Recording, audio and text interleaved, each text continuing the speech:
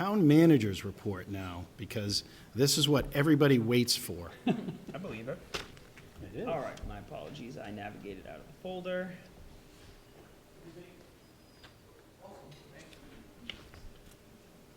All right.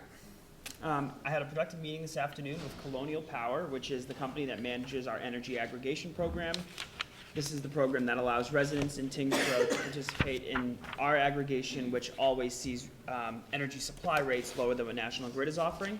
Tyngsborough is currently locked into a contract with First Point Power through November of 2024. The current rate is 0.13803 per kilowatt hour. And looking at some of the indicative pricing that we received today, what we'll likely be looking at next week is executing an agreement effective November 2024 for 24 months at 13,025. The energy market has been pretty volatile, but the rates are down right now, so this would be the time for us to act. It's a 2-year contract, and then we'll start looking at rates again in 2 springs from now. Last week, we were notified that the Sewer Commission will receive $480,000 from the FY24 Congressional House spending package for a pretty expansive sewer capacity project. Tyngsborough is not unique in the fact that we deal with capacity issues, largely because we rely on neighboring communities to send our sewage to, and they are having capacity issues. Regionally, this is a larger project to help reduce the amount of sewage that's going into these systems so that we can increase our capacity. Fortunately, Tyngsborough has been very strategic and cautious with development, particularly along the sewer lines, so we're not in as bad of a place as many of our neighbors are. But this is a huge win. The Sewer Commission does tremendous with federal earmarks. Just this year, they earned almost $900,000 in a congressional earmark for design of their next phase, so we're appreciative for the funding. We're moving right along on the design and construction estimating for the partial demolition, exterior envelope restoration, and relocation of the original Winslow School. There's not much in the way of schematic designs. We sent them the town meeting video to watch, as well as the report that came out of the 250 Visioning Committee. What they're really working on is how to make that feasible, and so the end result will be cost estimates that we'll provide a public update on. There will be some minor considerations that we'll get some feedback on. For instance, part of the addition in the rear is going to be removed, and so we'll have a wall where we'll need to replace windows. I assume the Historic Commission would prefer that we match the ones that were in the front, but those are the minor design considerations. But Socotech, which is the engineer or the architect on the project, is moving along nicely on that project. The Town Center project is shaping up. The observation deck was installed last week, and site work continues this week. We also got the new plans from Time Bond on the foundations for the pedestrian bridge, and we're now working on getting the subcontractor schedule for the installation of the shallow foundations.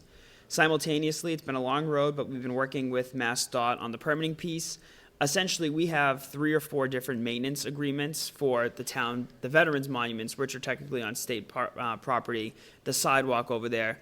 We're working with our town council and MassDOT Legal to consolidate all of those so that it'll be one maintenance agreement where the town obviously takes control and ownership of the things that we're putting on the parcel. The Public Safety Communications Upgrade Project is moving along. As this board knows, last month we had to pivot as it related to the placement of new microwave equipment. But fortunately, thankfully, the town of Westford and town of Dracut have been helping us identify alternative places for the microwave equipment to go, and it actually was beneficial to us because we identified an alternative approach that will boost not just our communications, but communications from Dracut and Westford, which are 2 of the communities that we rely pretty heavily on for mutual aid, particularly in the fire service. So that project will be completed by the end of the month. It's on budget, and it'll be great to see that finally wrapped up.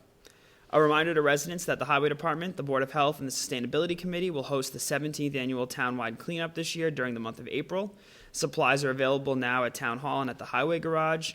It's a relatively simple program. You gather as many or as few friends as you'd like, pick an area of town, and you pick up trash and leave it in the bright yellow bags that we provide. When you're done, you just have to tie the bags up, leave them on the curb, and the Highway Department throughout the day picks these bags up. We generally get quite a bit of participation. Many of the schools help out. There are obviously some areas in town that could use it the most, so wherever you see trash, please feel free to help.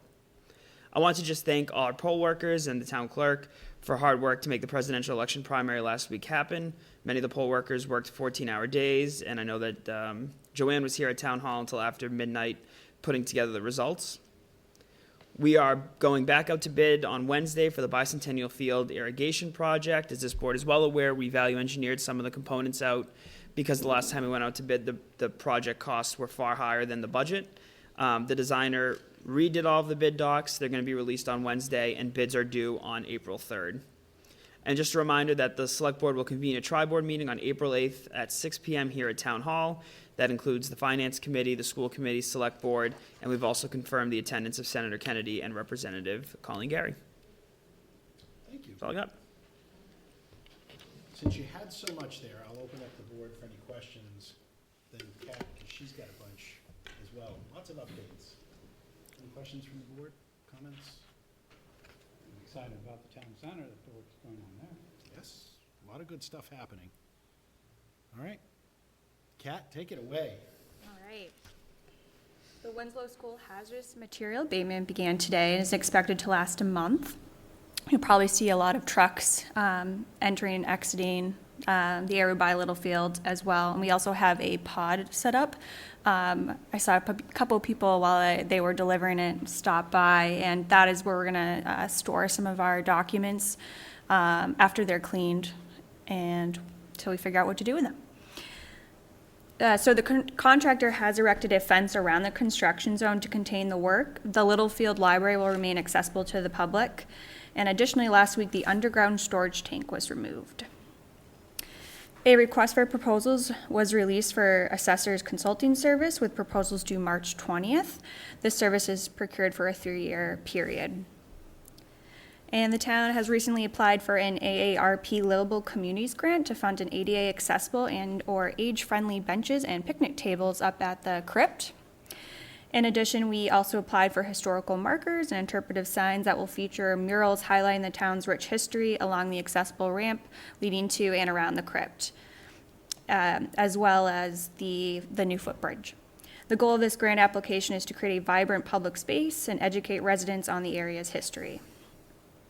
A request for designer services was issued last month for the design of the new pavilion at the new Sherburne Ave Recreation Center across from the Toll Brothers property. This project was awarded to Robert Hannon Architecture out of Salem, New Hampshire, who met the criteria outlined in the RFS. They will be responsible for preparing the design, construction documents, and estimates for us to issue a bid for construction. And staff are working with the engineering firm K&A, who is preparing the design, construction, and estimates and bid docs for Phase 1 of the Sherburne Ave Rec Center project. A draft plan was sent last week for the town to review, and staff plan to convene a meeting with Sherburne Ave Open Space Visioning Committee sometime in April to provide an update on where we are with the project and to hopefully show them the new clubhouse. And lastly, staff are meeting with the contractor awarded the police station parking lot project, Hatch Group, for a site walk this Wednesday, and then to plan to schedule a date to begin construction of the new parking lot at the police station. Excellent. Thank you for the update. Any questions, comments from the board? No, lots of stuff. I mean, it's only been 2 weeks, and you guys went through 2 full pages. So, good job. Lots of things happening. Colin, where can people see this information? You can catch the town manager's report as a brief visual on social media with a link to the full report. It's got its own category on tyngsboroughma.gov where you can sign up for alerts anytime one is published. Thanks to Tyngsborough Media, it's also a podcast, so you can listen to it while you drive, which is what everybody wanted, I'm sure. And you can also catch a copy of it on I think it's still on the front page of the Neighbor to Neighbor every month. Lots of places. And if you have a suggestion for another place, we'll find it. Excellent.